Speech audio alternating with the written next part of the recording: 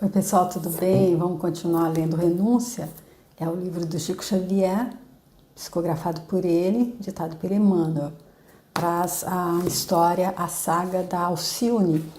E nós estamos no 4º capítulo, que está falando assim, daquela parte em que mostra a varíola, aquele surto de varíola que acometeu toda a Europa. Ali dizimou, matou muita gente ali na França, especialmente, porque esse livro, até esse momento, ele se passa ali em Paris, na França. E nós estamos no século XVII, quando aconteceu esse surto, porque a varíola, eu fui procurar um pouquinho para ilustrar aqui, já que o Emmanuel está trazendo tantas informações a respeito do que aconteceu nessa época, com a varíola.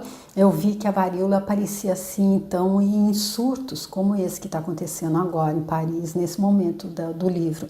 E que a origem da varíola não é conhecida, porém que a primeira vez que a varíola apareceu foi no século III, em múmias egípcias. E no século XVIII, a varíola matava 400 mil pessoas por ano na Europa. O último caso que foi diagnosticado de varíola foi em outubro de 77 e a Organização Mundial da Saúde então declarou erradicada a doença em 1980.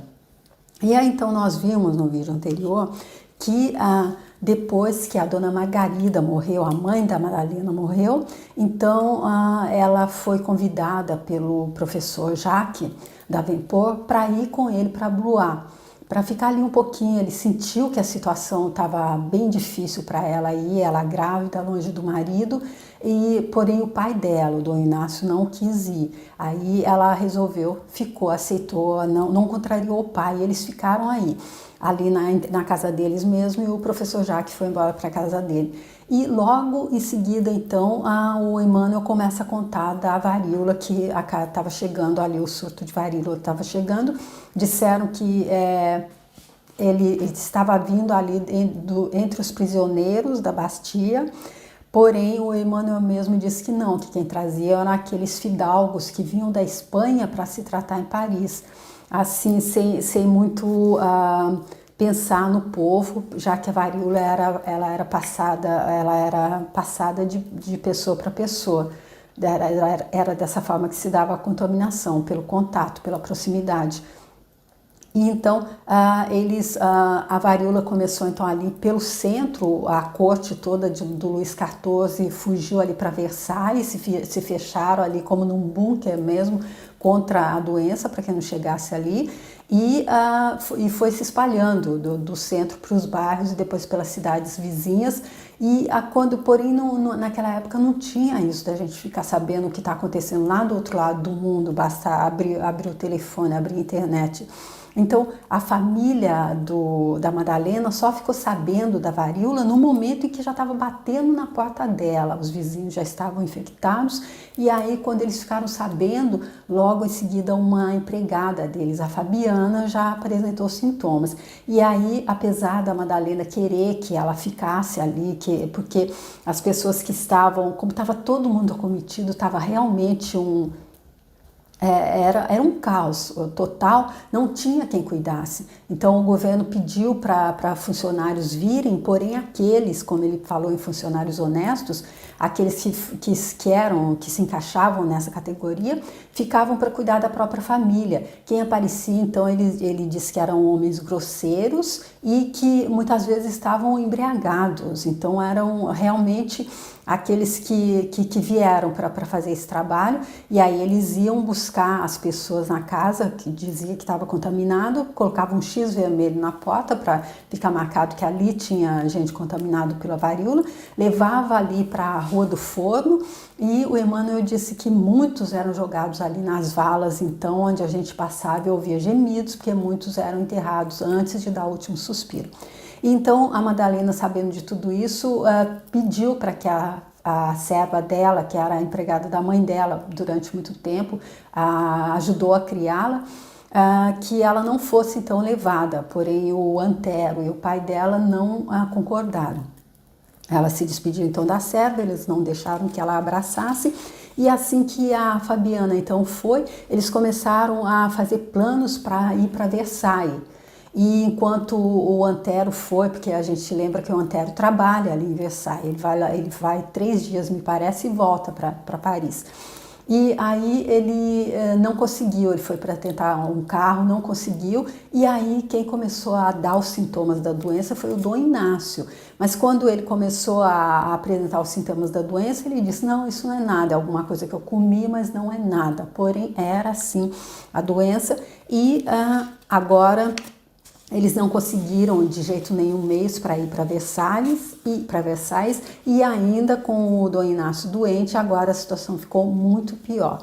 Aí terminou quando o Antero foi então ver se conseguia algum socorro para o Dom Inácio, e a última parte do último parágrafo do vídeo anterior foi: os que não estavam foragidos estavam prostrados sem esperança. Vou ler um pouquinho antes para ver se a gente entende.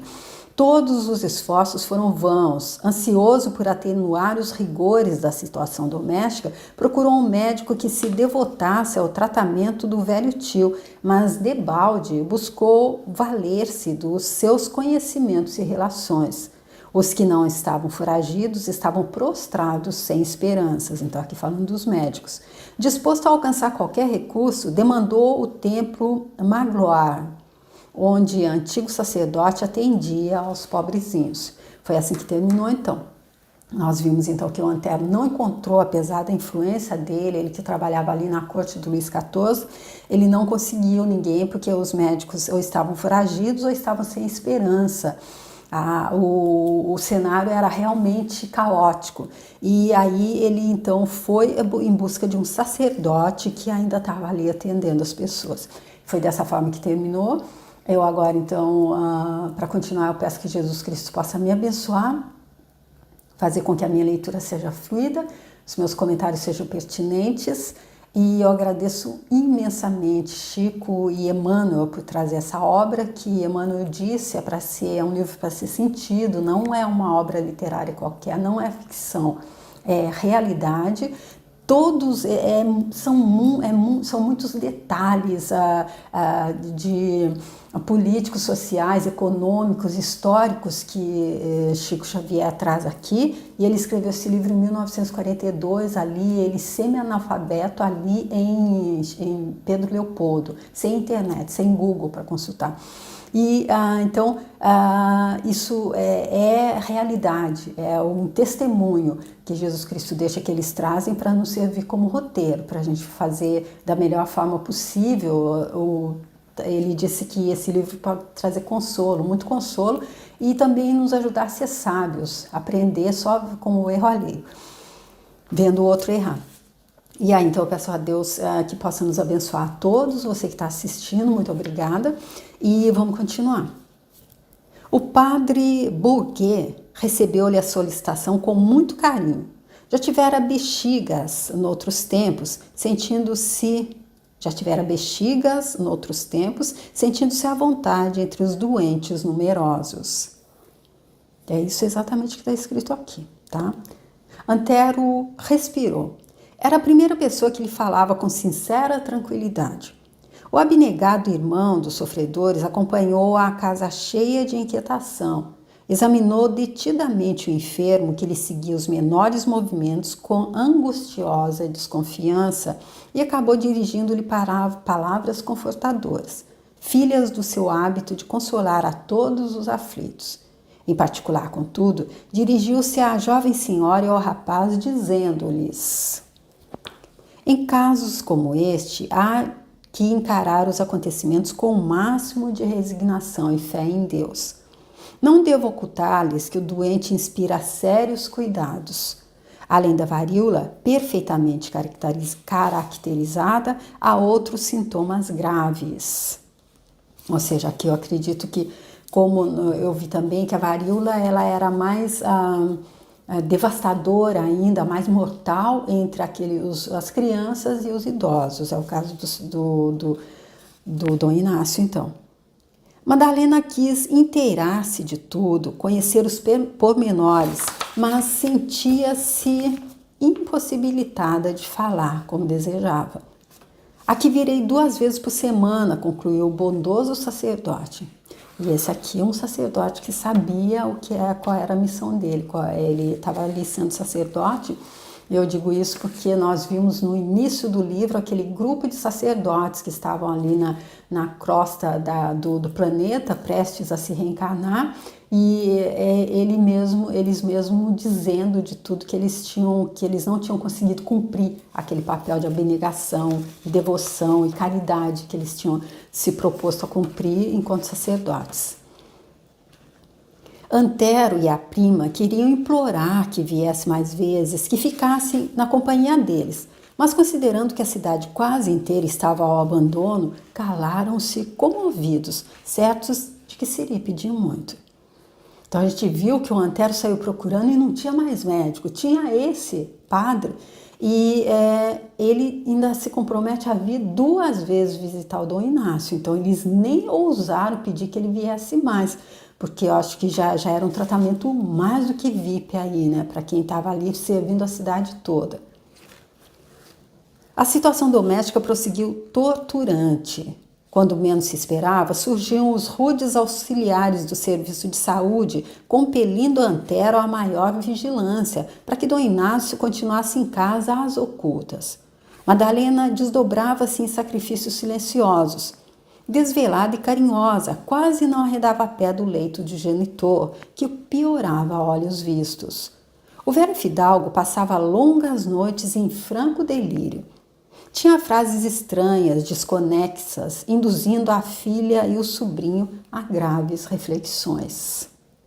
Então aqui a gente vê que o Antero está tendo muito trabalho, porque ele tem que manter o Dom Inácio ali escondido, porque aqueles profissionais, os rudes profissionais ali da saúde, homens então rudes e que como o Emmanuel disse, muitas vezes embriagados, a obrigação deles era vir a cada casa onde tinha o X vermelho. A gente lembra que já tinha ali o X vermelho na porta dos Vila Mil. Por quê? Porque a Fabiana já foi diagnosticada e eles chamaram esse pessoal para vir buscá-la.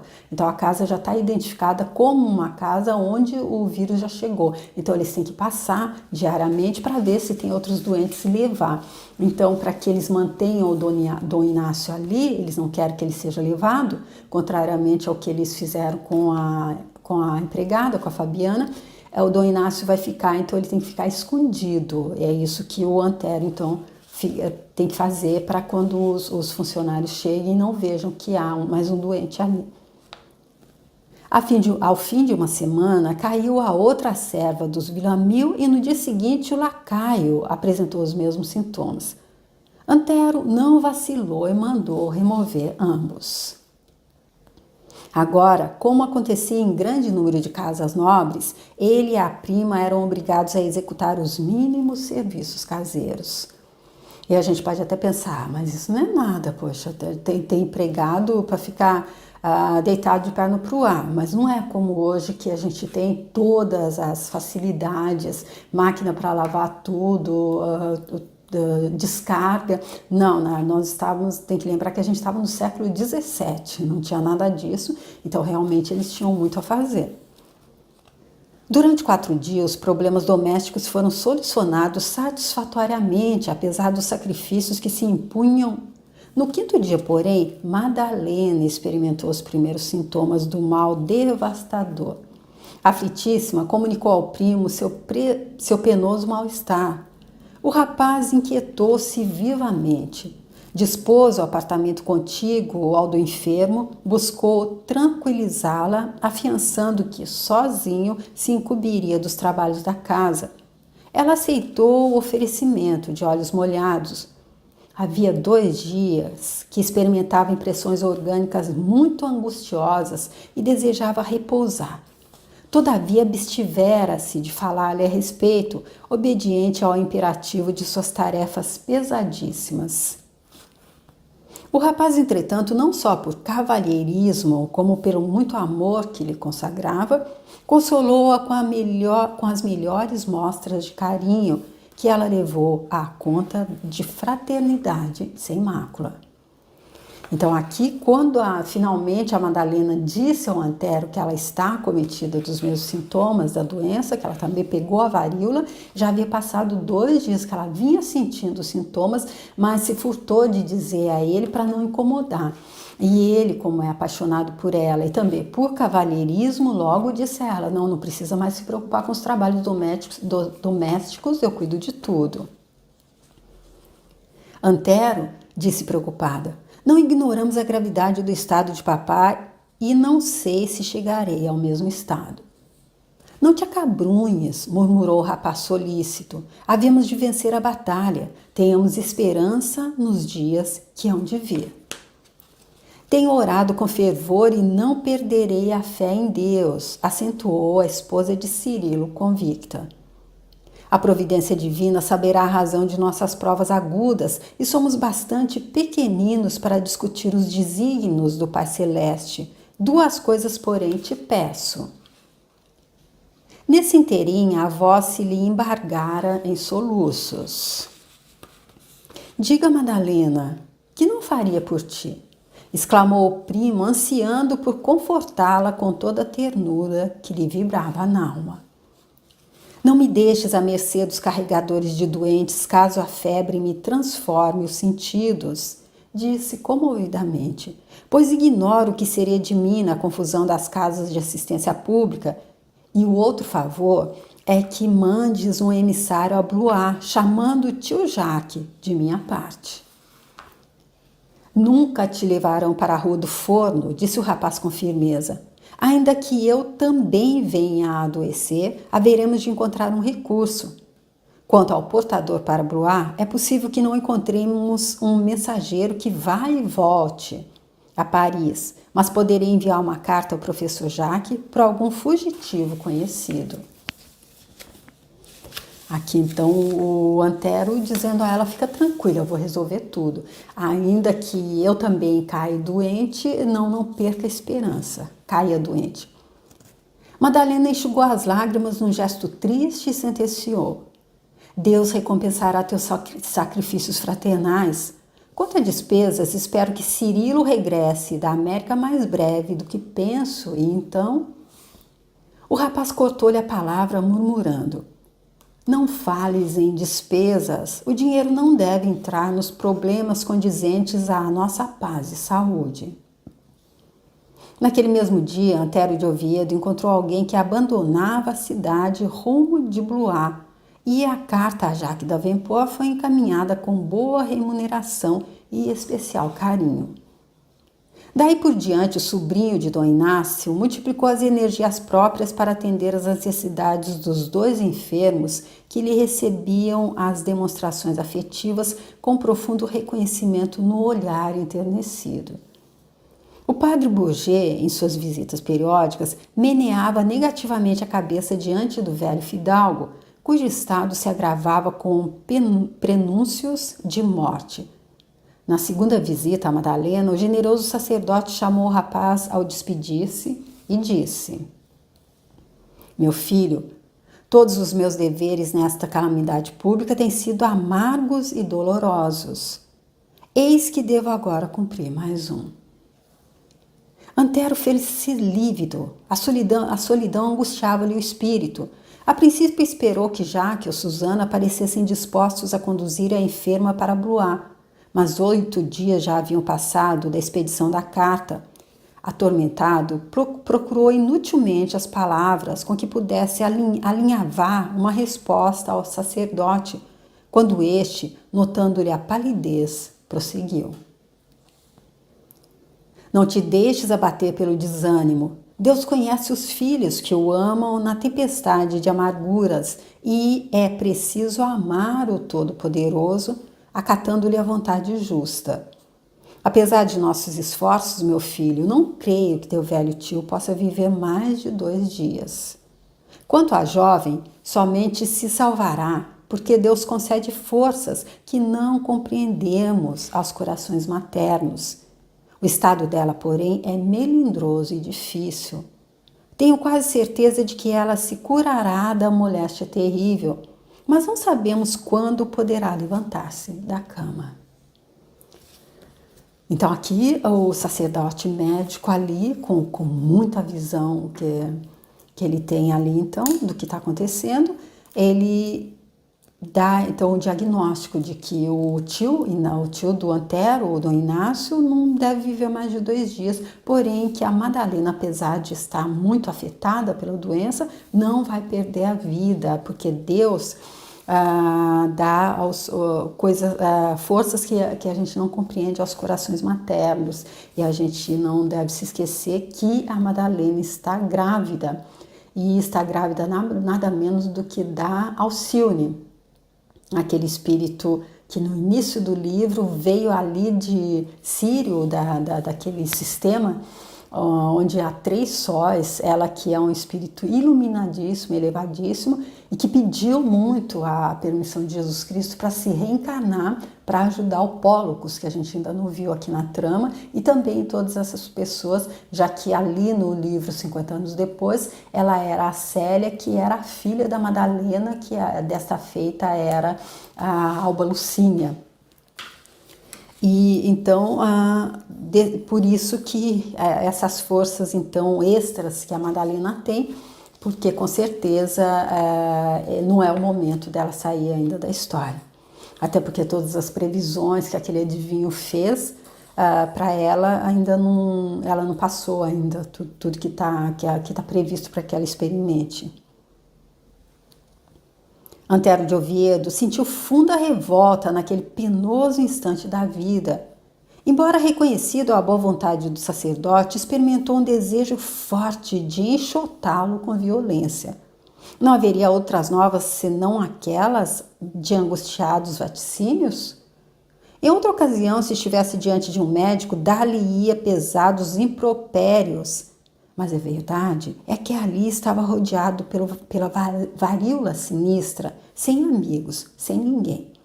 Mesmo assim, não disfarçou um gesto de profundo rancor e falou revoltado. Está bem, Padre Bourget. Fico ciente de que o senhor nada mais tem a fazer aqui. Ou seja, ele soube ser muito bem agradecido, não é?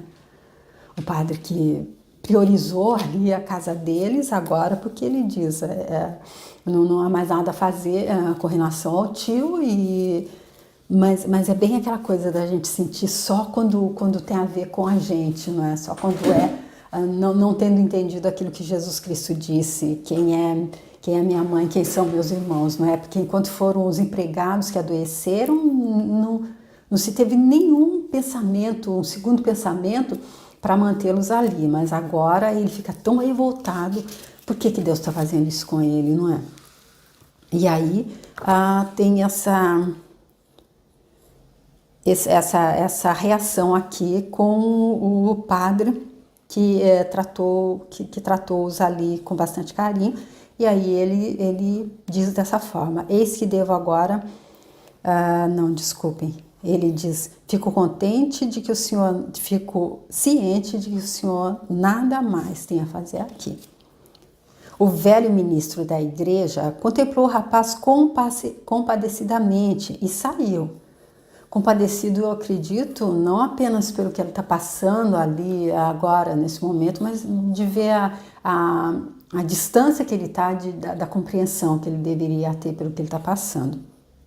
Porque se a gente vai ali nos 50 anos depois, a gente vê que ele era o Lólio Úbico, que também foi capaz de coisas não muito bonitas de se dizer, e ele agora está se reencarnando então como primo da Madalena, exatamente para estar sublimando esse amor e estar desenvolvendo esse amor fraternal que ele deveria ter por ela. Então há muito para ele nessa lição, nessa dificuldade que ele está passando aqui, mas ele foi tão assim solícito assim com a Madalena e com o tio dele, mas nessa parte aqui parece que ele não passou 100% nessa prova, né? Quando se viu novamente só, o moço espanhol entrou em funda meditação e chorou desesperado. Tinha dinheiro, dispunha de relações prestigiosas, no entanto via-se privado das coisas mínimas da vida. De um lado, o velho tio, a quem considerava como pai, a franquear os umbrais da morte, sem o conforto de um médico, à cabeceira. De outro lado, a prima muito amada, a eleita da juventude dele, na febre intensa que a fazia delirar, delindo-lhe o coração. Dona Margarida, a amiga maternal da infância, risonha, partira para sempre. Os servos da casa haviam saído um a um aos golpes da impiedosa enfermidade. Dom Inácio estava moribundo, conforme o afirmava o padre Bourget. E se Madalena também partisse para as regiões ignoradas do sepulcro? A esse pensamento, um frio cortante lhe dominou o coração. Ela era a sua derradeira esperança. Por que suportar a permanência na França, se não por ela? A Espanha tinha outros muitos encantos que o chamavam com insistência. Entretanto, sentia quase prazer nos trabalhos pesados de Paris e Versailles, porque isso lhe dava a oportunidade de vê-la todos os dias. Não fosse a ternura da mãe adotiva e teria aniquilado Cirilo Davenport antes que ele a desposasse. Tolerara o ato de suas núpcias com o rapaz irlandês, mas nunca renunciaria aos seus propósitos. Por último, perseverava em afrontar a situação perigosa da capital francesa, tão somente por seu amor. No íntimo, reconhecia-se capaz de todos os sacrifícios por Dom Inácio. Entretanto, verificava que ainda isso seria por causa de Madalena. A ideia de que ela pudesse sucumbir no torvelinho das provações amargas amedrontava-o tenazmente. O coração ferido pelos cuidados começou a perturbar-lhe os raciocínios. Passou a pensar fortemente na situação de Cirilo. Era possível que o rival nunca mais regressasse da América distante. Se tal acontecesse, consagrar-se-ia ao único tesouro da vida dele. Buscaria cativar a prima pelas maneiras generosas. Acolheria o fruto do seu enlace ao outro com desvelos paternais. E quem sabe, talvez Madalena lhe reconhecesse a dedicação e cedesse aos rogos dele. Os maus pensamentos rondaram-lhe a mente. E se fugisse com ela para a colônia do sul, seduzindo-a com a promessa de encontrar um marido na América do Norte? Não faltariam pretextos para isso, principalmente depois que Dom Inácio Villamil expirasse. O único empecilho a considerar na realização do execrando projeto seria a presença de Jacques Davenport. Mas quem podia saber o que acontecia lá em Blois?